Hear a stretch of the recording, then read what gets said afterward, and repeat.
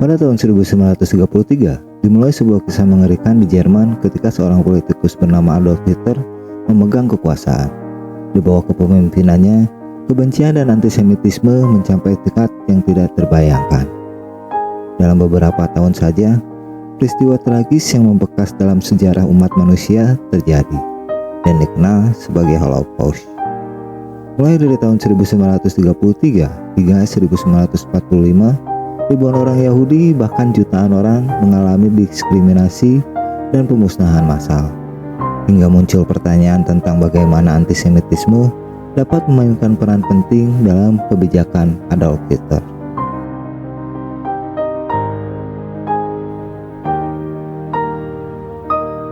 Antisemitisme adalah sikap kebencian terhadap orang Yahudi yang pada dasarnya merupakan sikap memusuhi dan memiliki prasangka buruk terhadap mereka hanya karena identitas mereka sebagai Yahudi.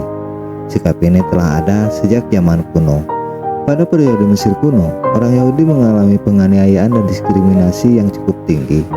Sejarawan mencatat bahwa mereka bahkan menjadi budak dan diperbudak oleh Firaun. Selain itu, kebebasan agama mereka dibatasi dan mereka diisolasi dari kehidupan sosial, politik, dan ekonomi Mesir. Pada masa pemerintahan Raja Ramses II, terjadi peristiwa penting dalam sejarah Yahudi, yaitu kepergian bangsa Israel dari tanah Mesir yang dipimpin oleh Nabi Musa. Meskipun begitu, penganiayaan terhadap orang Yahudi tidak berakhir dengan kepergian bangsa Israel, karena yang tinggal di Mesir kuno masih mengalami diskriminasi dan dianggap sebagai kelompok minoritas. Bukti-bukti sejarah dan temuan arkeologi juga menunjukkan bahwa orang Yahudi mengalami penganiayaan dan diskriminasi di Mesir kuno. Sebuah buku berjudul The Jews in the Greek Age yang diterbitkan oleh Harvard University pada tahun 1973 menjelaskan bagaimana pengaruh budaya Yunani mempengaruhi Yahudi pada masa Yunani kuno. Interaksi budaya awalnya bersifat positif. Namun, hubungan tersebut berubah menjadi negatif seiring dengan penindasan terhadap orang Yahudi di bawah pemerintahan Yunani. Sedangkan pada abad pertengahan, prasangka buruk terhadap kaum Yahudi didasari pada kepercayaan bahwa mereka bertanggung jawab atas kematian Yesus Kristus, khususnya dalam pemikiran orang-orang Kristen. Dan antisemitisme modern mulai berkembang pada abad ke-19, seiring dengan perkembangan politik dan ideologi di Eropa. Bahkan pada tanggal 22 Mei 1920, surat kabar The World Independent menerbitkan headline yang menganggap orang Yahudi sebagai masalah bagi dunia. Antisemitisme telah ada jauh sebelum era pemerintahan Hitler. Mulai dari abad pertengahan ketika orang Yahudi bermigrasi ke Eropa termasuk Jerman dan menyesuaikan budaya mereka dengan budaya Eropa. Pada saat itu, ajaran Yahudi dianggap menyimpang dari agama Kristen yang dianut oleh orang Eropa, sehingga diskriminasi terhadap orang Yahudi mulai muncul. Di Jerman pada abad ke-19, antisemitisme berkembang dari perubahan sosial, politik, dan ekonomi yang terjadi selama revolusi industri di Eropa. Meskipun revolusi ini membawa perubahan besar dan gaya hidup dan pandangan masyarakat Jerman, namun juga memunculkan ketidakpuasan di kalangan elit politik dan masyarakat. Nasionalisme Jerman yang berkembang pada masa itu mendorong keinginan untuk persatuan budaya dan negara, dan orang Yahudi dianggap sebagai ancaman terhadap impian nasionalis tersebut. Pandangan negatif terhadap orang Yahudi mulai muncul, termasuk keyakinan bahwa mereka memanipulasi ekonomi untuk kepentingan mereka sendiri dan dianggap sebagai agen asing yang merusak negara.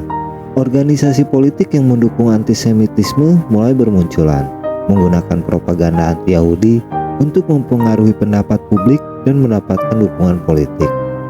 Pada tahun 1855, seorang bangsawan Prancis Arthur de Gobineau mengungkapkan pandangan rasial yang menyatakan bahwa ras kulit putih, khususnya di Eropa Barat, termasuk Jerman, dianggap sebagai ras paling unggul. Pandangan ini kemudian mempengaruhi banyak orang Eropa pada masa itu. Dan pada tahun 1879, jurnalis Jerman bernama Wilhelm Marx memperkenalkan istilah antisemitisme dalam pamfletnya, dan dia mengklaim bahwa orang Yahudi merugikan budaya Jerman. Pada pertengahan tahun 1860-an, undang-undang baru diterapkan untuk membatasi hak-hak orang Yahudi seperti hak pendidikan, pemilihan pekerjaan, dan pangkat tinggi di militer. Brand antisisme di Jerman semakin memburuk setelah munculnya Republik Weimar pada tahun 1918, di mana orang Yahudi dianggap sebagai penyebab masalah ekonomi dan politik di Jerman. Partai Nazi pada awalnya fokus pada nasionalisme, anti-komunisme, dan antisemitisme. Setelah Adolf Hitler menjadi pemimpin pada tahun 1921, fokusnya bergeser secara signifikan ke arah antisemitisme yang lebih kuat. Hitler dan anggota partai mengklaim bahwa Yahudi bertanggung jawab atas kekalahan Jerman dalam Perang Dunia Pertama dan mempromosikan teori konspirasi tentang kontrol Yahudi terhadap dunia melalui bank dan media. Kekalahan Jerman pada Perang Dunia Pertama menjadi salah satu faktor kunci yang menguatkan antisemitisme di Jerman. Kondisi ekonomi yang buruk dan ketidakpuasan masyarakat memicu pencarian sasaran untuk disalahkan. Dan orang Yahudi dianggap sebagai target yang mudah karena pandangan negatif tentang mereka sudah tersebar luas. Kekalahan tersebut juga menyebabkan pengurangan wilayah dan kerugian ekonomi signifikan bagi Jerman. Kondisi ekonomi yang memburuk memperdalam ketidakpuasan dan kemiskinan di kalangan masyarakat Jerman, yang menjadi landasan bagi penyebaran propaganda antisemitisme di negara tersebut. Antisemitisme di Jerman mencapai tingkat yang lebih parah selama pemerintahan Hitler dan Partai Nazi yang berkuasa pada tahun 1933. Hitler sendiri mulai membenci Yahudi setelah kekecewaannya karena kegagalan melanjutkan sekolah seni dan kematian ibunya yang ia cintai pada tahun 1908. Kemarahan Hitler semakin meningkat di tengah atmosfer panas dan sentimen anti-Yahudi di kota Wina yang telah berlangsung selama abad pertengahan.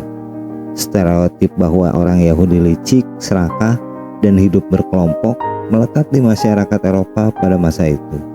Sentimen negatif terhadap Yahudi juga dipengaruhi oleh pergeseran dari perkembangan agama Kristen di Eropa, serta pandangan nasionalis yang melihat kaum Yahudi sebagai ancaman terhadap impian persatuan budaya dan negara di Jerman. Menurut sejumlah sumber, ini adalah periode di mana Hitler pertama kalinya mengembangkan rasa kebenciannya terhadap orang Yahudi. Dan pada akhir tahun 1914, dalam jurnal yang berjudul Origin of Hitler Antisemitism, Hitler pergi dari Australia ke Jerman dan mendaftar menjadi tentara Jerman dalam Perang Dunia Pertama. Di Jerman, Hitler merasa bahwa negara kelahirannya, Australia, terlalu memperhatikan warga yang unik sehingga ia memutuskan untuk pindah. Sentimen Hitler terhadap Yahudi semakin parah di Jerman dipengaruhi oleh pemikiran nasionalis Jerman Joseph Ritter yang meyakini bahwa orang Yahudi tidak akan pernah menjadi warga negara Jerman sepenuhnya. Pada tahun 1919, Hitler bergabung dengan Partai Nazi yang pada saat itu sedang berusaha memperkuat basis politiknya. Dalam beberapa bulan setelah bergabung, Hitler memimpin sejumlah pidato dan menunjukkan bakat dan kemampuannya sebagai pemimpin dan pembicara publik. Pada tahun 1921, setelah konflik internal, Hitler menjadi ketua resmi Partai Nazi dan memimpin partai dengan visi dan ideologi kontroversial termasuk antisemitisme dan nasionalisme yang kuat. Dan Partai Nazi pun berkembang dengan cepat hingga akhirnya Hitler ditunjuk untuk menjadi kanselir Jerman. Setelah Hitler menjadi kanselir Jerman pada 30 Januari 1933, Partai Nazi mempromosikan ideologi antisemitisme dan mulai menerapkan diskriminasi sistematis terhadap orang Yahudi. Mereka membangun kamp konsentrasi, membatasi akses pendidikan dan pekerjaan untuk orang Yahudi, dan melakukan pemogokan terhadap bisnis mereka. Perkembangan ini membuat antisemitisme semakin meningkat dengan banyak orang Yahudi di Jerman terpaksa melarikan diri ke negara-negara lain untuk menyelamatkan diri. Dan Holocaust adalah salah satu episode paling kejam dalam sejarah manusia, yang ditandai oleh peristiwa pembantaian massal yang dilakukan oleh rejim Nazi terhadap minoritas Yahudi serta Romawi dan komunitas lainnya. Dalam kurun waktu singkat, sekitar 6 juta orang Yahudi dan jutaan orang lainnya menjadi korban pembunuhan sadis. Sejarah kelam ini dimulai dengan naiknya kekuasaan rejim Nazi di Jerman pada tahun 1933. Pada awalnya rejim tersebut melakukan diskriminasi dan pembatasan terhadap minoritas terutama Yahudi. Pada tahun 1938, pemerintah Nazi bahkan mulai membentuk kamp tahanan yang kemudian digunakan sebagai tempat pemusnahan massal.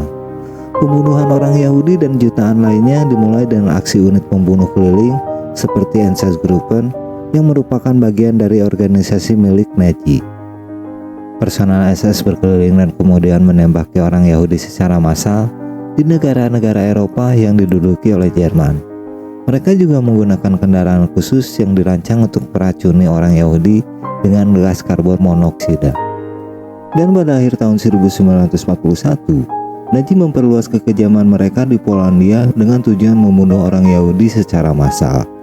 Terdapat 5 kamp pemusnah di Polandia, di mana Nazi mendeportasi jutaan orang Yahudi dari Jerman ke ghetto, yang merupakan wilayah khusus yang digunakan oleh Jerman untuk mengisolasi orang Yahudi. Kemudian orang Yahudi dikirim ke kamp pemusnahan, di mana mereka dimasukkan ke kamar gas yang berisi gas karbon monoksida dari mesin diesel. Dan para penjaga Nazi menyuruh tahanan Yahudi yang masih hidup untuk membersihkan barang-barang korban dan mengeluarkan mayat-mayat dari kamar gas tersebut. Pada akhir Perang Dunia Kedua, pasukan Uni Soviet membebaskan Auschwitz, salah satu kamp pemusnah terbesar yang telah membantai sekitar 1,3 juta orang yang mayoritas diantaranya adalah orang Yahudi. Setelah perang, pemerintah sekutu memulai proses pemulihan dan membawa para pelaku Holocaust ke pengadilan.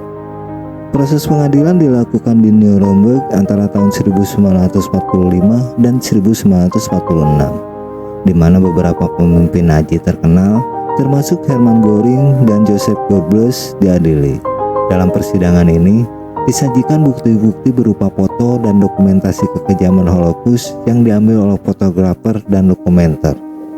Secara total 199 orang terdakwa diadili di pengadilan Nuremberg dan 161 diantaranya divonis bersalah serta 37 orang dijatuhi hukuman mati. Namun beberapa pejabat Nazi berhasil menghindari hukuman dengan mengakhiri hidup mereka sendiri, termasuk Adolf Hitler yang mengakhiri hidupnya saat Jerman kalah dalam Perang Dunia Kedua. Sekutu kemudian mendirikan kamp-kamp baru untuk para penyintas Holocaust yang terlantar di zona pendudukan Amerika dan Inggris yang sebelumnya diduduki oleh Jerman. Pada tahun 1947, populasi Yahudi yang terlantar mencapai sekitar 250.000 orang. Dengan jumlah yang sangat banyak, mereka akhirnya membentuk organisasi pemerintahan sendiri. Hingga akhirnya, organisasi pusat komunitas Yahudi meminta izin untuk keluar dari Eropa. Dalam sebuah jurnal yang berjudul A Tale of Two Reconciliation, untuk mendirikan Israel, Kongres Yahudi Dunia menyelenggarakan pertemuan pertama di Atlantic City, Amerika Serikat. Dalam konferensi ini, perwakilan komunitas Yahudi memutuskan bahwa Jerman berkewajiban membayar ganti rugi kepada orang-orang Yahudi yang menjadi korban tragedi Holocaust. Seiring berakhirnya Perang Dunia Kedua, Jerman Barat yang dikuasai oleh Inggris, Perancis, dan Amerika Serikat memberikan respon pertama terhadap permintaan komunitas Yahudi pada Oktober 1945. Dan 2 tahun kemudian, Kanselir Jerman Barat yang baru diangkat, Konrad Adenauer, membuat deklarasi publik pertamanya tentang bangsa Yahudi dan kemerdekaan negara Israel. Jerman Barat berkomitmen untuk mengganti rugi kepada orang-orang Yahudi yang menjadi korban tragedi Holocaust. Israel diakui sebagai tempat perlindungan mereka dan hak-hak umat Yahudi dijamin menjadi warga negara Jerman Barat. Komitmennya kemudian terwujud melalui perjanjian reparasi yang ditandatangani pada 10 September 1952. Adenauer dan Perdana Menteri Israel serta Ketua Kongres Yahudi Sedunia Ehud Goldman menegaskan bahwa kekejaman yang dilakukan atas nama Jerman terhadap orang-orang Yahudi harus diakui. Jerman Barat bersedia mengganti rugi harta benda dan kerusakan material tidak hanya kepada Israel, tetapi juga memberikan kompensasi secara individu kepada orang-orang Yahudi yang terkena dampak tragedi Holocaust. Proses ganti rugi ke Israel dimulai pada tahun 1953 dan berakhir pada tahun 1965. Pada akhir tahun 2008, Jerman telah memberikan kompensasi sebesar 66 miliar euro kepada Israel dan individu Yahudi yang terkena dampak tragedi. Dan setiap tahunnya, Jerman diperkirakan memberikan ganti rugi sebesar 1,1 juta dolar Amerika kepada korban Holocaust. Pengenalan tragedi Holocaust kepada masyarakat Jerman dimulai setelah berakhirnya Perang Dunia Kedua pada tahun 1945. Upaya ini dilakukan oleh pemerintah Jerman, organisasi kemanusiaan, dan masyarakat sipil. Pemerintah Jerman juga memasukkan materi tragedi Holocaust dalam kurikulum sekolah sebagai bagian dari pelajaran sejarah pada tahun 1990-an. Selain itu, pemerintah juga mengusulkan program Dealing with the Past untuk memperkenalkan tragedi Holocaust kepada masyarakat Jerman dan memperingatkan generasi muda tentang dampak kebencian dan diskriminasi. Organisasi kemanusiaan juga berperan penting dalam upaya ini. Mereka menyelenggarakan acara dan program pendidikan untuk memperkenalkan tragedi Holocaust kepada masyarakat dan memperingatkan tentang dampak kebencian dan diskriminasi. Rekonsiliasi merupakan kata yang tepat untuk menggambarkan perjalanan hubungan Jerman dan komunitas Yahudi yang terdampak pada Holocaust. Atas nama Jerman, Adenauer mengakui kesalahan Jerman Nazi dalam tragedi Holocaust dan berusaha memulihkan hubungan dengan komunitas Yahudi melalui perjanjian reparasi.